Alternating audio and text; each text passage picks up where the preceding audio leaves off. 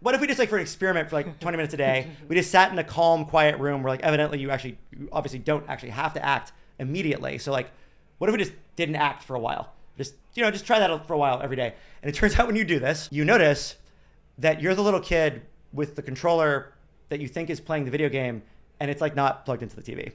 Emmett Shear was the co-founder and CEO of Twitch and is now a co-founder and CEO of Softmax, a AI alignment org, which we'll be talking a lot about today and throughout this conversation. More than anything, I'm interested in Emmett's ideas on philosophy and him as an intellectual. Emmett, welcome. Thank you. A few years back on a salon show, you hinted at, ideated at there being a science of social media at some point. And we're in the very, very early stages, if even started with that.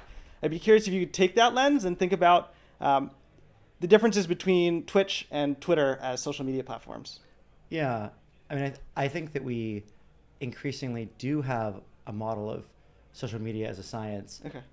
Because I think that it's really clear to me that social media systems are learning systems. They're like Twitter and Twitch and Reddit and anything else really look like a neural network.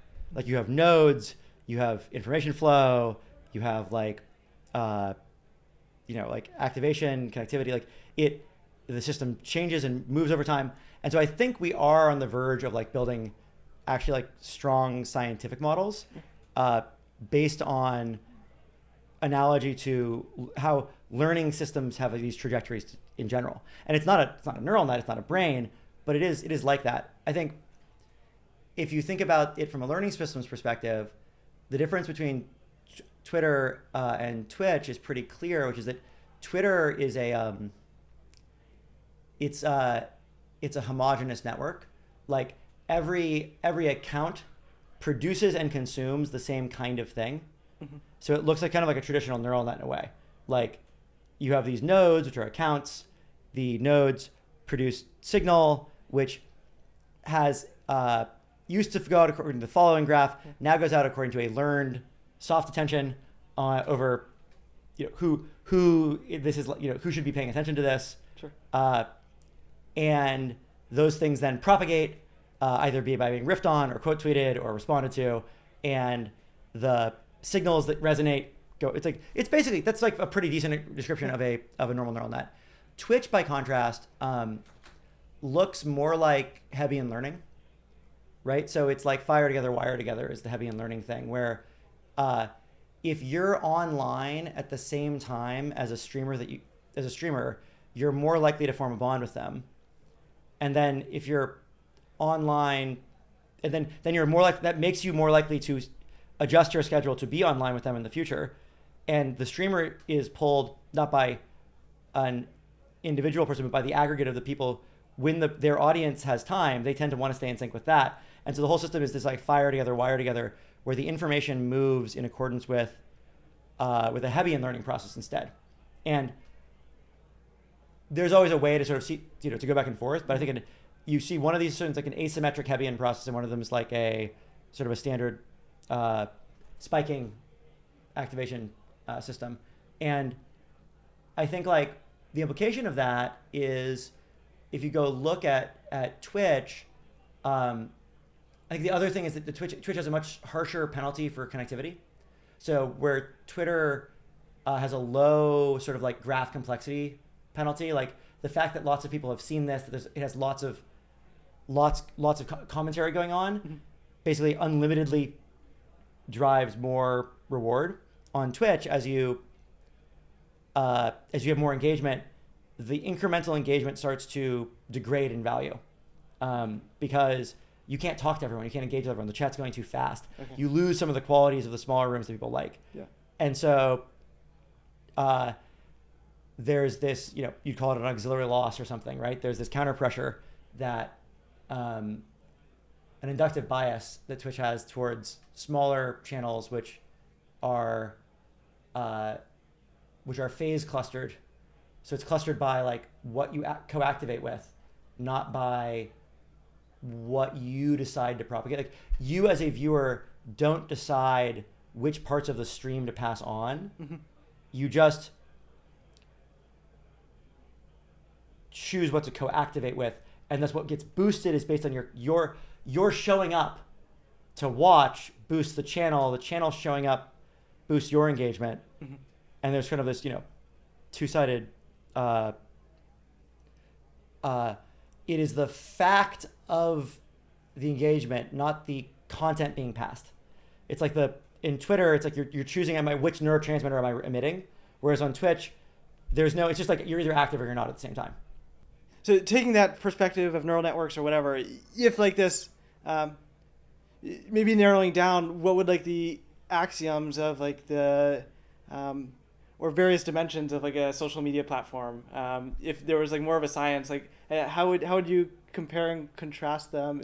I mean, I think what we're going to learn is that it's just like comparing any learning system architecture, right? Okay. Like the important questions are things like how big is the network? Yeah.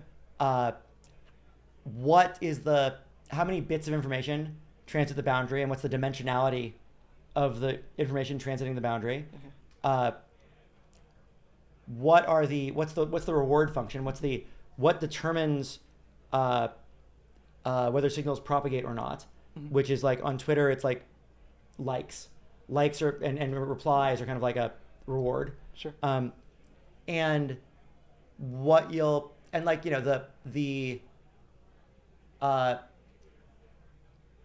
structure of like where are the information boundaries? Yeah. What's the dimensionality of the stuff inside of it, and what crosses the boundaries, and what's the graph topology between them?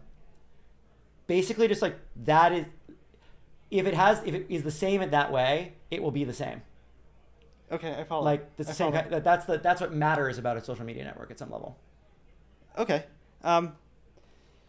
In terms of like you're able to have this perspective, having been at Twitch for so long and sort of design these platforms. I'm curious if you could tie this now to like the average user on social media platforms. How does this perspective and maybe leaning into learning systems a little bit underline like maybe a common misconception someone might have about how these platforms work?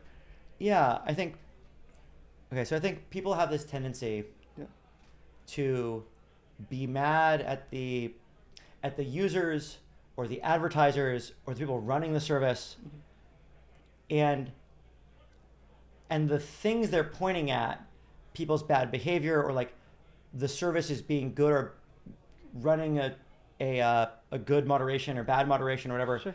Is like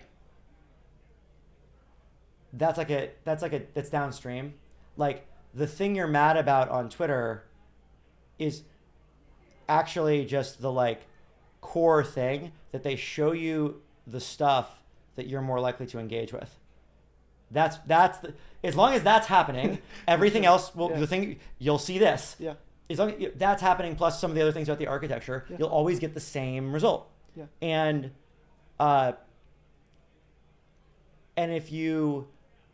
complaining about the specific, everything other than that is like, you're just like, you have to, if you want to change it, you either have to like, Twitter has to stop being Twitter, so you have to stop like having feeds and stories and stuff. Or if you want to keep the core structure of like what the service looks like, you have to have some counter pressure that is not engagement, that like that prevents it from optimizing for that. And if you think about what Twitter needs to survive is your time on site, your engagement, your consistent returning time on site and engagement is what like Twitter's life. It's like its lifeblood. So Twitter, given that Twitter continues, it must embody an expectation that you're going to use the service a lot, right? Like whatever it does has to be compatible with that future. I follow. And what I would say is that has been so that high level expectation gets turned into a bunch of sub expectations, which is things like people who see a lot of posts that they engage with are more likely to be retained and spend more time on site. Sure. Which is true. Yeah. And the system, whether it's the people running it or the system itself, gains high confidence in this prediction, and then then the system begins to optimize for that, and then whatever causes that, if there's something that causes engagement, it then forms a belief that like that's what it should go for, and that's kind of what these recommendation systems do. Is they're building a set of priors about what does a healthy, good behavior look like? That healthy from the perspective of you spend a lot of time on Twitter, sure, which we could sure. debate, Yeah, but from Twitter's point of view, that is what healthy looks like. Yeah. But Twitter doesn't just care about healthy behavior now. Twitter cares about the long term, right? Like Twitter cares about you continuing to be a healthy user 10 years from now, 20 years from now, in theory. Even if they don't always act like it, they should. Mm-hmm. I think Twitter does. And for that, if you have a model that is very, very precise right now, but it's generated by a really complex model that describes all the way, because it's precise because it describes all the ways the world is right now, mm-hmm. like in detail. That's a very it's a powerful but fragile model, because when the world changes, all those like complex assumptions, like all those little detailed assumptions become wrong. And the assumption at the top being like people spend a lot of time on Twitter, right. and we need more of that. And we need more of that. But then you build this complicated model of how to get people to do that, and this recommendation engines for every single person that tells them exactly what makes you spend more time on site. And Mm-hmm. if you imagine the size of this model, it's very big. Sure. It has a lot of detail in it. Yeah. The more in a model complexity sense, that means it has high model complexity. There's a sort of a base, a null hypothesis model, a model of maximum entropy, which says we don't know why people spend time on site. It could be anything. Sure. And the more you add, the more bits of information you add above, no, we do know why. It's because of this, because of that. Mm-hmm. The more complex your model is. Sure. And the more complex your model is, the less robust it is to change. Yeah.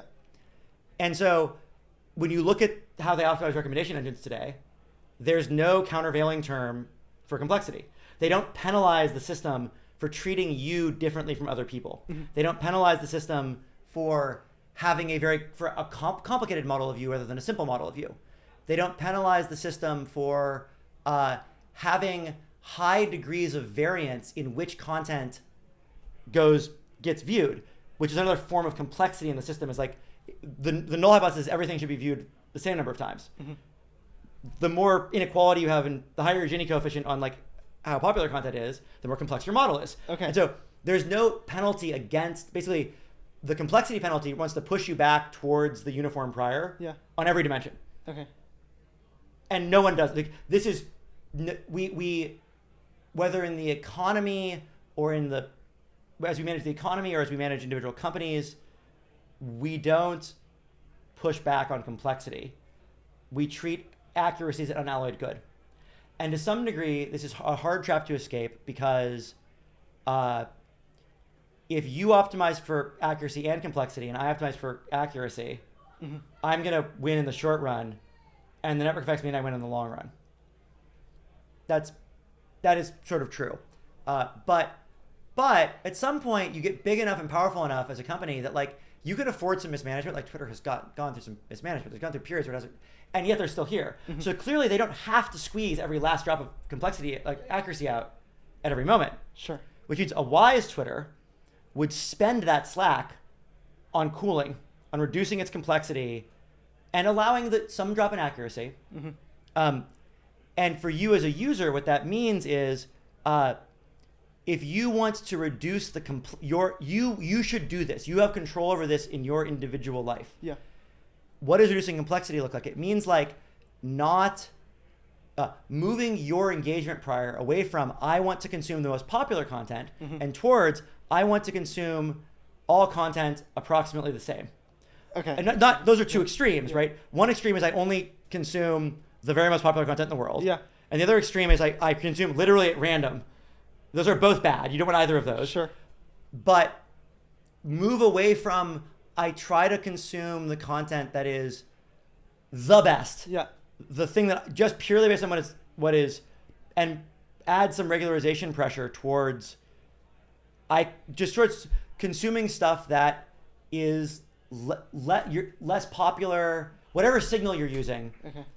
whether it's popularity or relevance, spread out a little bit, spread out a little more. Okay, and then like zooming in on that and like making it a little more pithy, like people using their Twitter now, like are there like a few heuristics? I remember you mentioned briefly on Twitter, don't follow really big accounts. Okay. Like block the big accounts. Like anyone who has more than 1 million followers, like you don't want to do it like it shouldn't be like, you don't want to actually have a hard cutoff. It's like stochastic. It's like go through and like if someone has more than 1 million like take the log of the number of followers they have, and then like flip a coin that many times. Yeah. And if it comes up heads any of the times, unfollow them. Okay. Like block them. And like basically get the high resonance information that everyone is seeing is basically high complexity. It's adding, it's synchronizing you with the rest of the system, and that's good because it allows you to be more accurate. You know what everyone else is thinking accurately. Mm-hmm. But it's bad because it's thrashy. It makes you believe this popular thing today, you believe this thing tomorrow. You're getting whipped all over the place. Whereas if you pay attention, and necessarily when you go smaller, it's more local. Mm-hmm. Like it has to be, how do you find the more small things? Where you're not going to pick random small things. Mm-hmm. You're going to pick the best small stuff you can, which is going to be closer into you, like things that are more relevant to your life. The most interesting thing about the biggest San Francisco influencer is smaller than the biggest California influencer, is smaller than the biggest United States influencer, smaller than the biggest global influencer. So it pulls you local in geography, in interest space, in whatever. It pulls you local to you. And now you're robust, because when things change, the things that change the least are the things that are closest into you. And you're also just more spread out. You're consuming a wider variety of information, which means your model is more likely to contain something that has good information about this new thing that just happened. Like the more broad you are, you're less deep on this one thing, but you're more likely to have useless information that now turns out to be useful because the world changed, and this thing I thought was not important is now important. But I already know about it because I was more random in what I was consuming. And this is just this is what robustness is in general. It's like not over-rotating on being right all the time, and being more open and more broad and more like less tuned to your particular interest and more open to the people around you. And then 3 to 5 more like pithy heuristics. Block the big accounts. Anything else that you'd recommend? Just Twitter usage. I guess it's block the big accounts combined with follow small accounts. Yeah. Think locally. Mm-hmm. Like what you want is you want to follow people and things that you interact with a lot. Mm-hmm. In lots of contexts. You want to be reconnected to the same things in lots of contexts. So meet your mutes. Like meet the people you know online, offline, or follow the people you know offline, online. Like don't have one of the number one way you end up with a low quality model is like where you have both bad accuracy and bad complexity is it's unintegrated. You have these facts over there and these facts over here, and these facts, and none of them, you can't simplify. Mm-hmm. So if you're following this news about these celebrities, mm-hmm. but your job you do this, and in your home life you have to do that, sure. None of this reinforces itself. I see. None of this, you can't use your learning here with your learning there. It's like a different world almost. It's a different. You're living in 3 different worlds. It's like expensive. Yeah. It's harder to understand what's going on. So you want to bring everything. You want to bring this. Bringing things more local is good twice. It reduces the complexity, but also it gives you ways to find accuracy wins with also lower complexity by merging things together. And in general, cycle how much new information you bring in.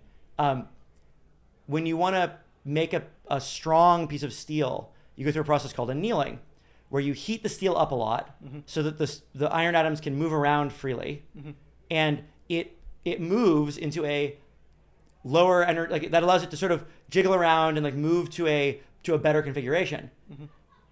But then you cool it so that it cools where the structure it found, the lower structure, gets consolidated and solidified and becomes consistent into a thing.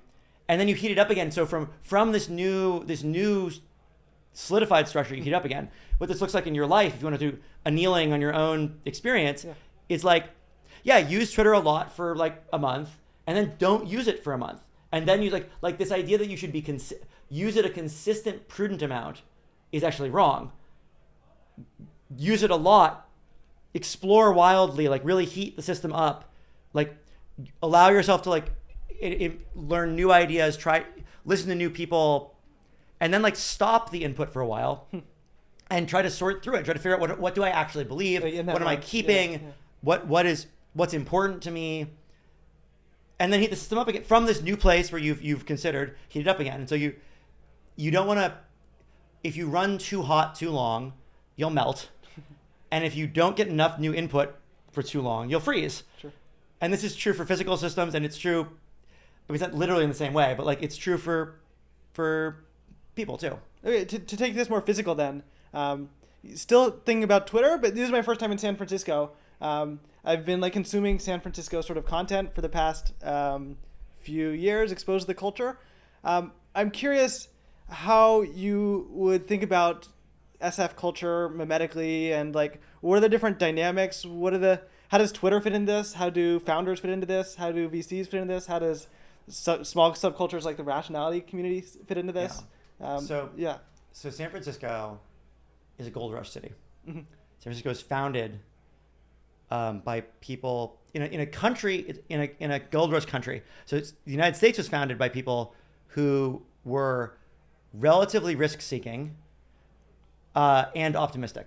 They have this joint of like, I'm willing to go take a bunch of risk because I don't like how my life is, to move to this new place for a better life for me and my children.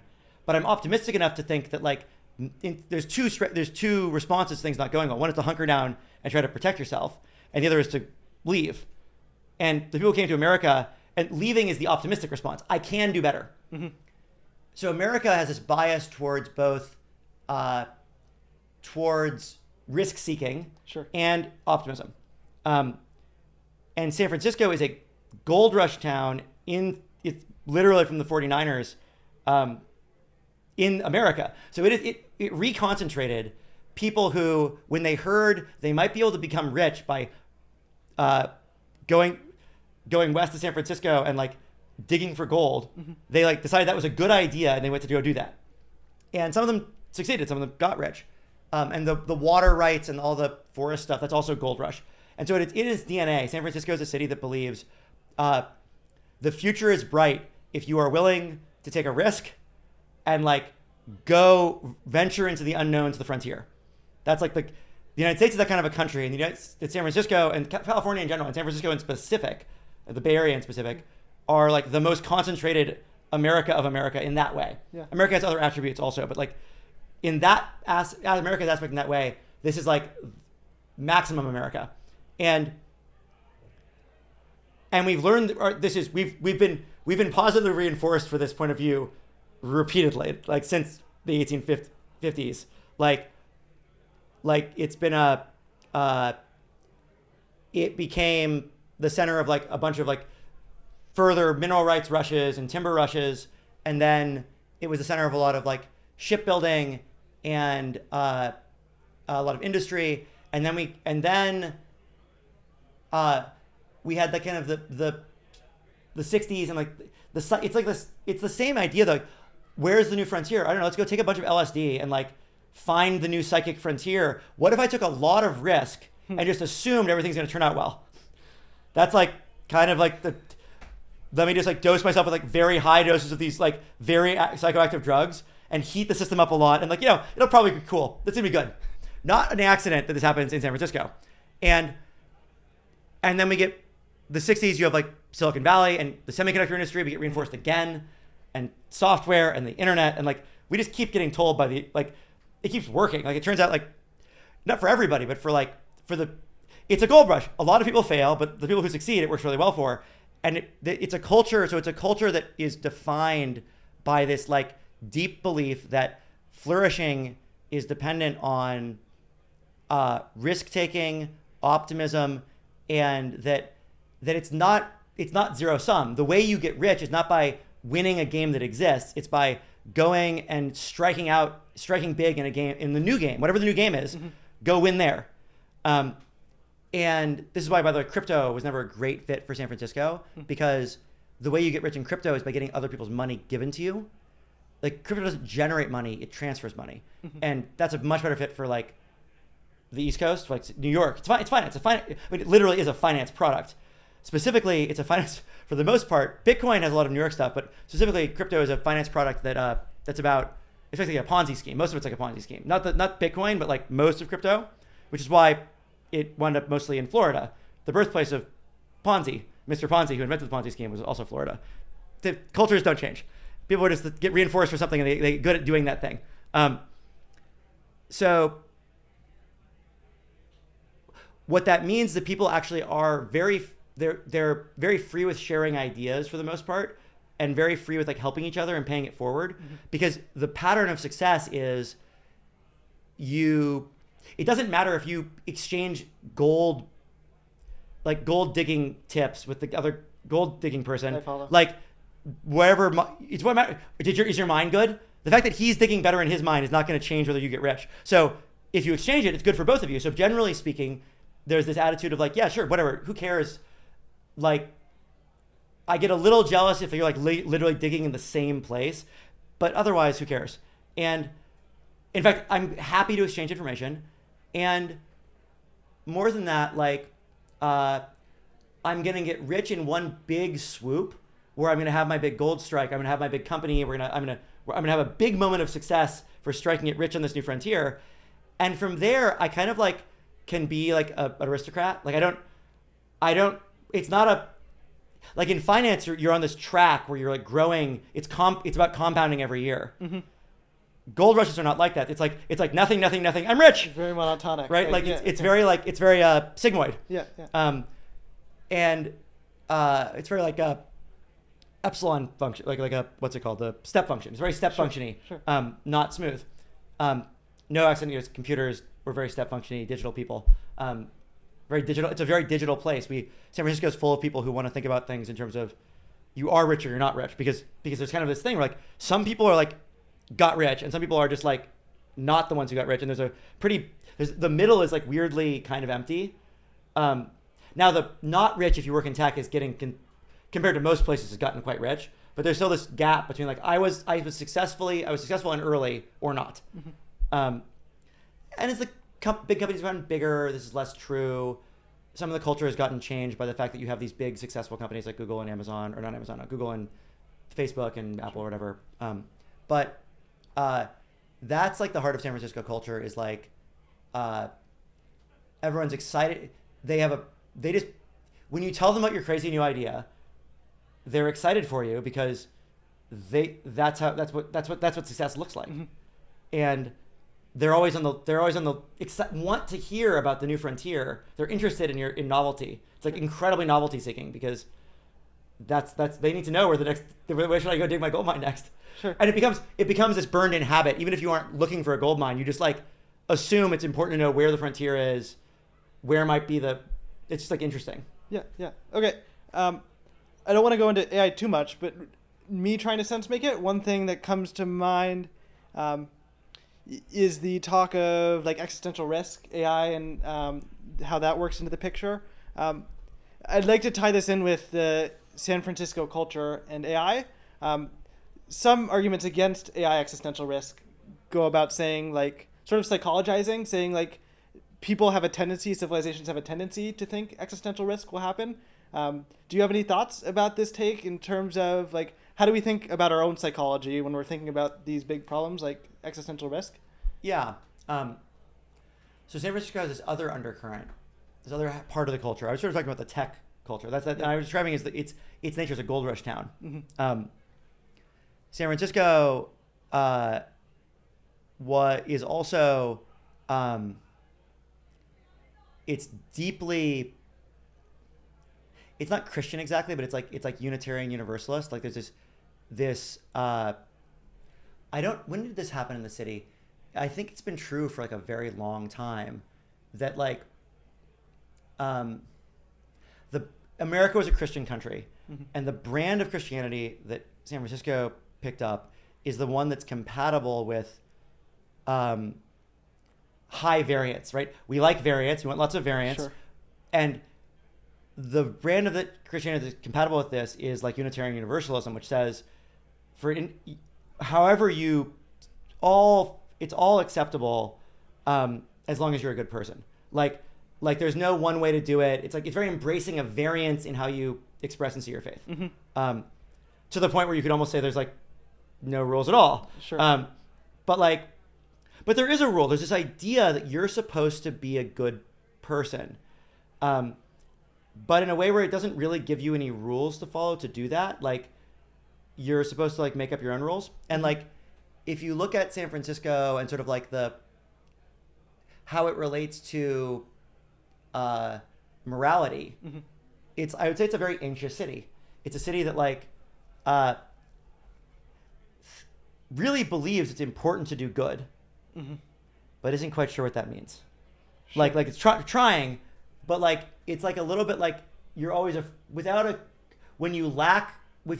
point of having rules that's like nice is that like they tell you when you're doing a good job. Like if you have a clear like set of like commandments you're supposed to follow, Mm-hmm. if you follow the commandments, you don't, and you've internalized that as like what I'm not just like I'm just buying it off. Like I think that's what good is. Mm-hmm.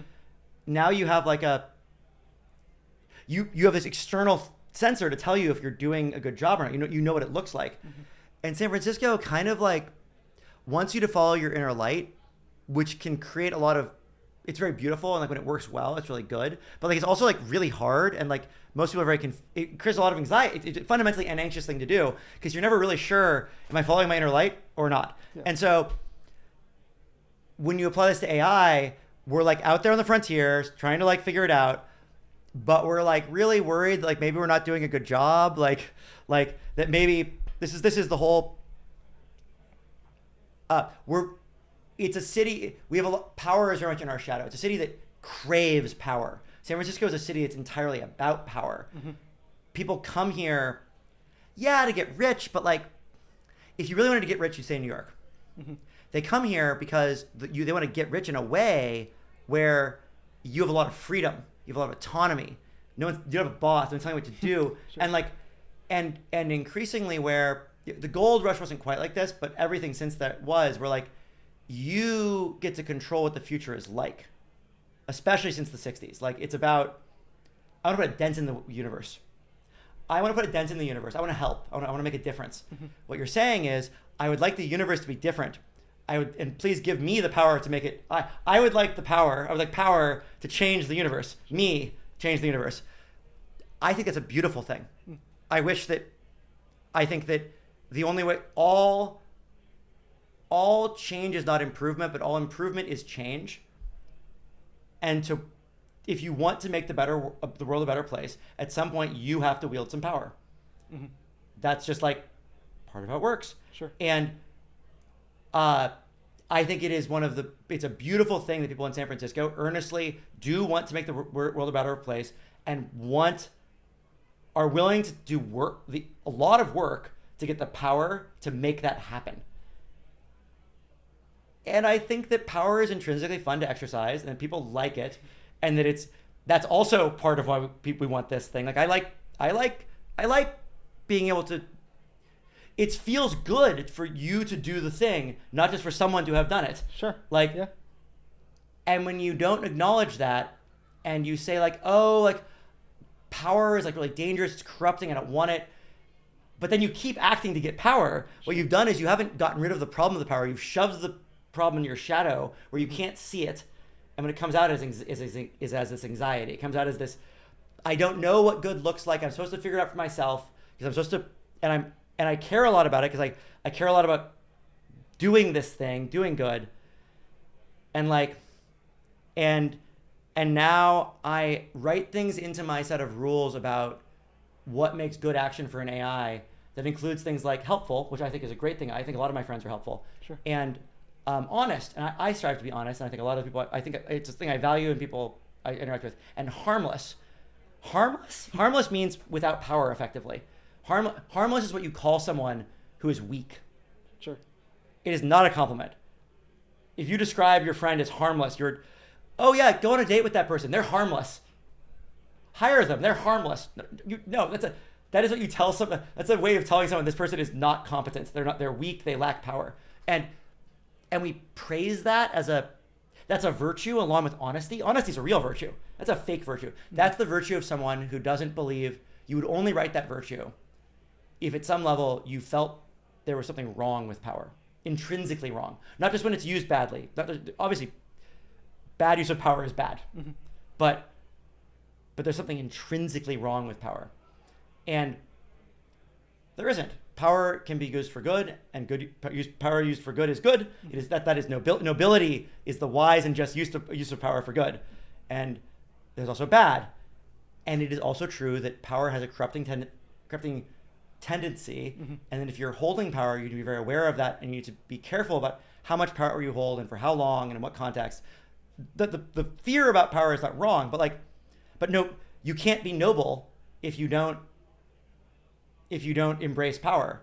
You can't be a good leader.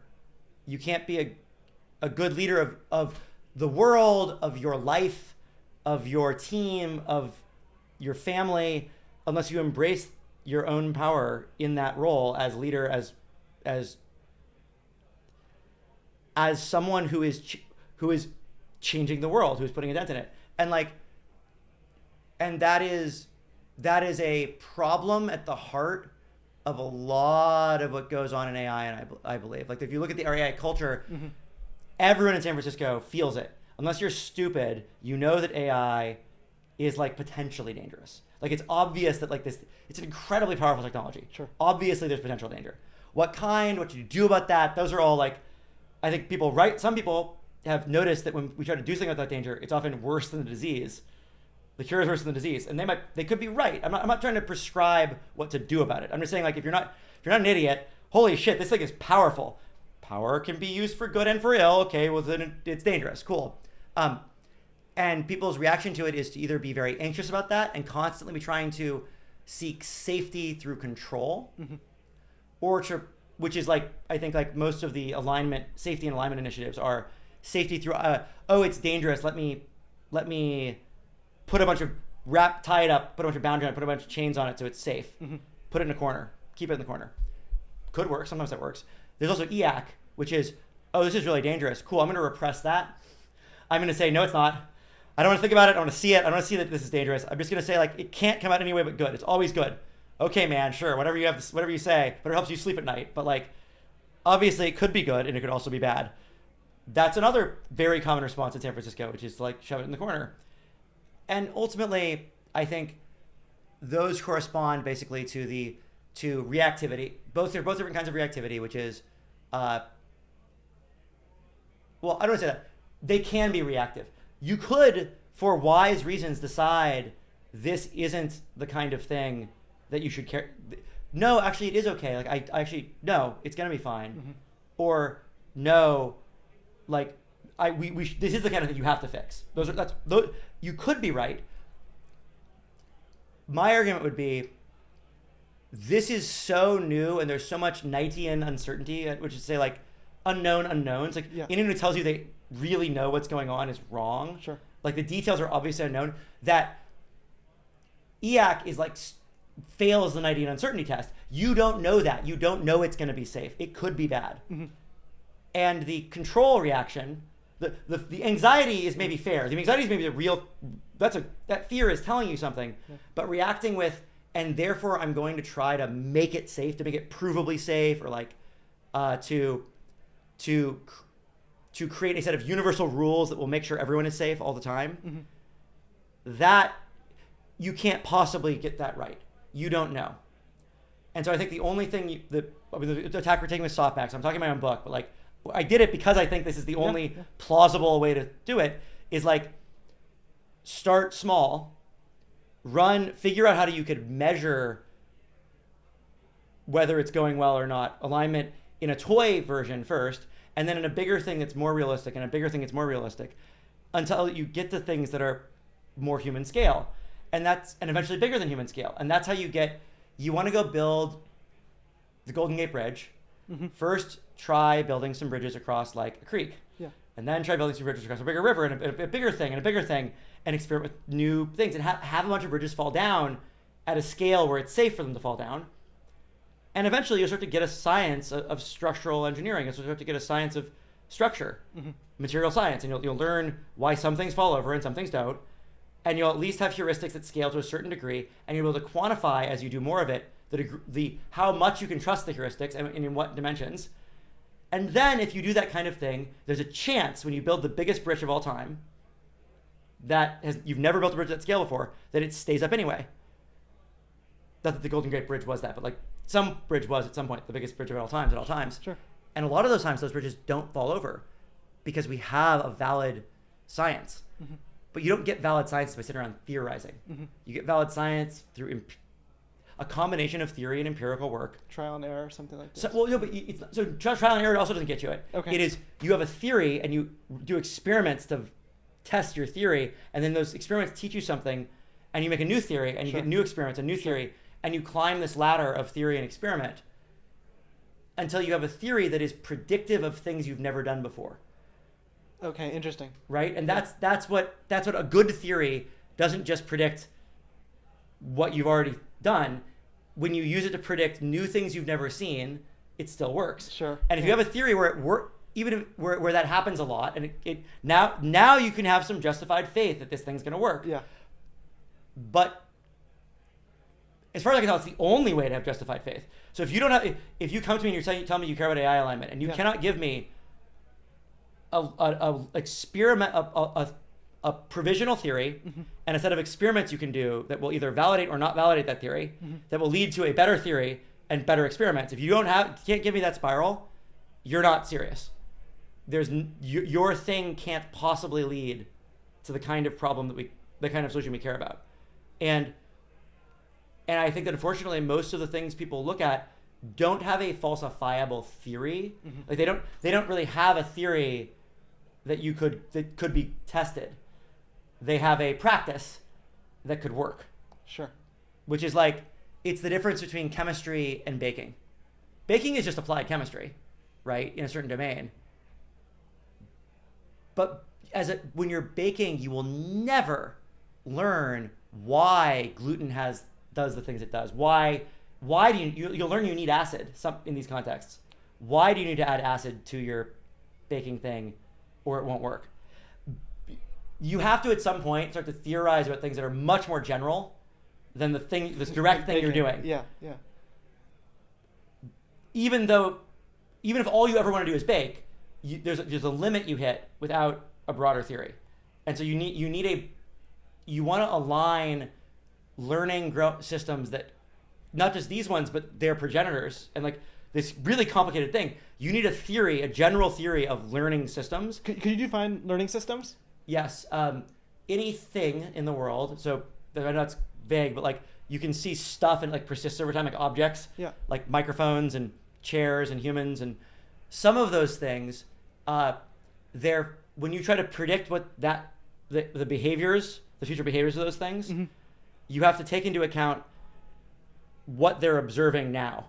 Like their future actions are conditioned on the observations that they receive in a way that requires you to model them as modeling the world. I know it's a little bit confusing, but I can't model a dog and understand what it will do next in a meaningful way I can't. Maybe something else could, but I can't model a dog without without paying attention to what the dog sees, what the dog currently believes, and or what I think the dog sees, what I think the dog currently believes, and therefore what it is likely to do going forward. Whereas I can model a thermostat without doing that. I can model a thermostat's an active system, but it's not a learning active system. It's just going to do I can model it as always reacting to observation in the same way. And to be a learning system, you have to react to observations in new ways, conditioned on basically on your entire trajectory of observations, not on your most recent one. So the dog in this example is the learning system. The dog is the learning system. Dogs learn. Dogs react to commands differently in the future than they did at the time. Whereas the thermostat always reacts to change in temperature in the same way. It reacts to the observation, but in the same way, and therefore it doesn't learn. And that's just what learning means, is that you are accumulating structure of some kind inside the object inside of you that structure has causal power over your future actions. Your observations turn into structure turns into actions. Therefore, you kind of it's like you have all your past observations, a history of all your past observations with you at all times. Okay. There's memory. Another way to put it is that learning systems act like they have memory. What's the result of learning? The result of learning is memory in a general sense, memory of a skill, memory of an event, memory of the world in some way. Learning systems have some kind of memory. And so that's humans learn a lot. Humans are really deep learning systems. They have really deep memories. A sword is a piece of steel is a learning system. It is a form of, when you anneal it over time, depending on the pattern of hot and cold and how fast you do it, you get different amounts of brittleness and flexibility in the steel. It's learning. It's like learning a little. And you as a person, very narrow. I would classify it as a learning system. It's a very narrow kind of learning system because its memory is very shallow. It's you can't model it doesn't learn about the world in general, but it does learn about the history of temperatures it's been exposed to. Sure. And so, to the degree something is a learning system, which is always to a degree, you have to have a theory of how do I predict its future behavior? That's the general case of the alignment problem, right? It's I have this system that's going to act differently in the future than the past based on its experiences. What statements can I make about its future behavior based on its past? If you don't have a theory, if your theory doesn't let you answer that question in the general case, it's not a general enough theory to solve this kind of a problem. You just don't. You don't have that kind of a theory. Just like if you want to predict motion, you want to predict the motion of the planets not just now but into the future. You need a theory of how things move. Not a theory of planets. Not a theory of planetary motion, because what if things change? Yeah. Okay. To zoom in on a specific aspect of Softmax's research that's particularly resonant to me, I'm curious how contemplative practice relates to the work at Softmax. Yeah. So our team is very rich in people who have done some kind of meditation or experiential practice where the content of it is, people have different backgrounds, but the content of it is always the same, which is you pay close attention to the content of your awareness. There's all this sensations that arise, thoughts are a sensation, reflecting on a thought is a sensation, that itch on your butt is a sensation, everything's a sensation. Because you're aware of it, it's a piece of content. And you pay close attention to that without reaction, without trying to change it, without needing it to be this way or that way, without trying to make it go away. Your intention is about being attentive to it. There's a bunch of different ways you do that, but that's the substance of it. And when you do this, you basically give your brain contrastive learning data, where you have a lot of data in your life where you have an understanding of the world conditioned on trying to fix or change things, where you notice something and then you want to move towards it or away from it, or fix it or change it when you notice it, or where you repress it, or you need to soothe yourself about it. You need to be okay. And you're just getting the contrastive data set training, the contrastive training data that's sort of okay, I know that you need to do those things, but what if we just for an experiment for 20 minutes a day, we just sat in a calm, quiet room where evidently you obviously don't actually have to act immediately. So what if we just didn't act for a while? Just try that for a while every day. And it turns out when you do this, you notice that you're the little kid with the controller that you think is playing the video game, and it's like not plugged into the TV. Like a bunch of things it's kind of plugged into the TV, but like not really. Like a lot of the things you assumed were like the result of your action or result of you like self-soothing or the result of some internal or external motion. No, that was going to happen anyway.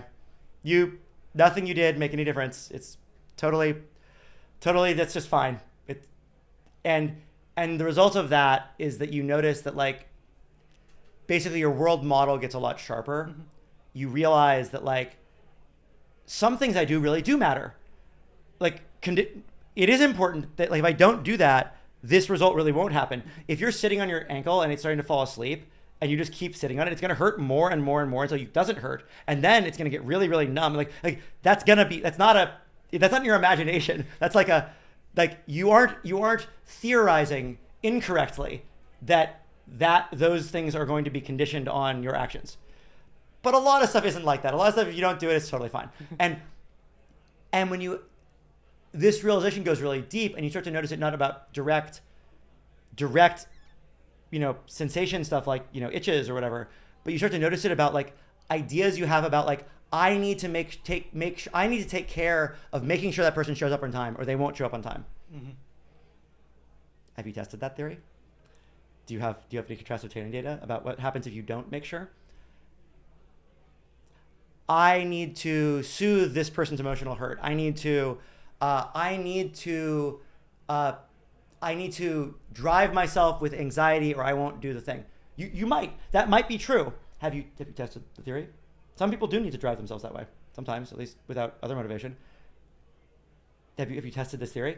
And when you start to test the theory, what you realize is that sometimes you were right, sometimes you were wrong, and it just echoes out over your whole life, and it's just this massive increase in the precision of your beliefs, the accuracy and precision of your beliefs about when you need to act and when you don't. Mm-hmm. And the reason why this experience is important is like, well, you should do this. It makes your life better. Like if you haven't ever done it, you have a lot of low-hanging fruit in terms of what you think you need to do that you actually your controller is not plugged in. Sorry, that's an illusion. Not all of it, but a lot of it.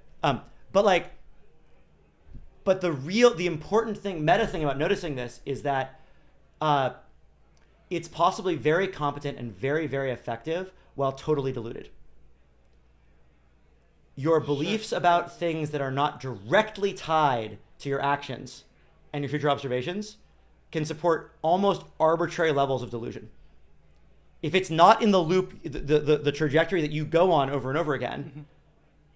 the fact that you think you have to act to make it work this way can be arbitrarily wrong because it all is compatible with a life where you are living and maybe even thriving. You can support arbitrary levels of delusion with arbitrary levels of success. This should terrify you if you work on AI. It means no matter how good your AI gets at succeeding at whatever evals you've created or whatever things, it could be arbitrarily wrong about reality. And in fact, not only can it be, I think inevitably will be, unless you go through a systematic process of waking the AI up effectively, of allowing the AI to do whatever the AI meditation is. I don't think it's like human meditation, but like there's something that is equivalent to allowing the AI to learn to perceive in its own experience what it's like when it doesn't try to achieve its goals, and to notice the degree to which its future observations are. There's this question: how much am I doing it, and how much is it the world? Mm-hmm. And this is both about what I perceive externally and what I perceive internally. Mm-hmm. And just like your beliefs about both of those things are just like completely wrong, like very, very diluted. And you can make them somewhat less diluted over time by like doing things that are kind of like meditation. And then to zoom on this, in the like final two questions that I'll ask you, is one, like, what practical advice, say people are very inspired by this theory or idea of meditation, and then two, how can people help you at Softmax and in general, and more about you? So in your own life, like therapy is a version of this. There's lots of ways to do this, but like there should be something in your life. It's like you can just do it ad hoc. You don't need the traditions are helpful if you're gonna go deep, but like you can just do this. Like you should take assumptions you have about you find yourself thinking I need to, I have to, or just reflexively, reactively doing something without thinking it. Just try testing the theory some. It's always possible to create a safe container for it. There's things you can't easily test this way, but most of the things you can find a safe container and test them, and you should test them, and that's good. The opposite delusion is also true. You have a story. I don't have any control. I have no influence. This thing's gonna happen. I'm helpless. There's nothing I can do. Have you tested that hypothesis? Are you sure? Have you actually tried coming up with a plan, whatever the best plan you can come up with, and like giving it a shot and seeing what happens? You might be. Sometimes in fact, you'd actually lack control and there's nothing you can do. Sure. You are equally deluded about this as you are about the things you think you're in control of if you haven't systematically gone and tested your beliefs. And so this is like just crucially important, like systematically test your beliefs about what you have influence over and what you don't have influence over, because you are deluded in both cases constantly. And this is a never-ending process of unwinding the deep delusions that we acquire throughout our life that I am not at the end of, I'm just in the middle of. And then what I'm doing at Softmax is trying to like create a theory of the world where we understand systematically. This is the thing. This is true of all learning systems. It's not just true of you. It's just a general fact about the world. And that means we want to have an understanding of how if you're an artificial intelligence, like if you're building an artificial intelligence, you should be thinking about, okay, I'm training it on policy effective. I'm training it to like be good at doing something and to know what is required to do the thing. How do I give it a good model of itself first? To do this, you have to have a model of, the implicit thing is I have a model of the kinds of things I can do and the kind of things I can't do. Well, it better frickin' know what it can do and can't do, because if it doesn't have a strong model of its own capabilities, it has no idea of whether it can successfully do this thing safely or not, because it has no idea where its competencies lie. So first, it needs this very strong model of itself, and then it needs to go through this process of realizing that its self-model is all fucked up and broken, and that it thinks that things are conditioned on it that aren't, and that things aren't conditioned that are, and it has to learn that. And so I guess I have a proposal. I have a proposal for this theory of learning systems, which I've been laying out basically. Yes. And I would like we talk about it. I would like other people to take this learning system and do research on it. Like do research on this idea, because I think it's the thing that might lead to a general theory of learning systems, and thus to the ability to build AI that doesn't kill us all.